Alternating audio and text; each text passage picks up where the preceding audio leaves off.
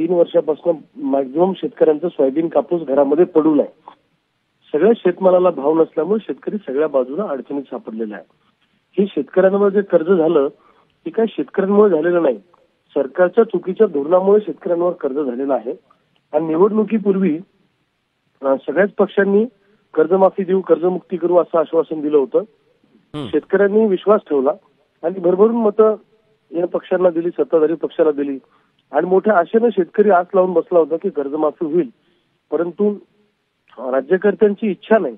त्यामुळे शेतकऱ्यांमध्ये एक निराशेचं वातावरण आहे आणि कर्जमुक्ती शेतकऱ्यांची करणं नितांत गरजेची आहे.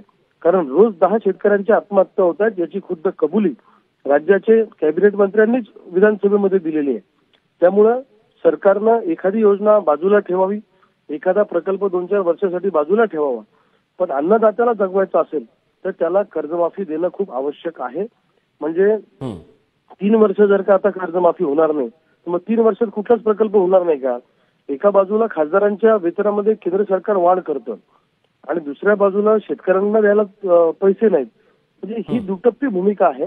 शेतकरी अजेंड्यावर नाही कुणाच्या आणि याचा अंदाज आम्हाला आलेला होता. कारण आम्ही शेतकऱ्यांच्या कर्जमाफीचे आंदोलन घेऊन जेव्हा मुंबईत आलो मागच्या आठवड्यात तेव्हा ते आंदोलन एवढ्या वाईट पद्धतीनं दाबण्याचा प्रयत्न केला की हे मुद्दे चर्चेतच नाही आले पाहिजे अशी भावना सरकारची आहे.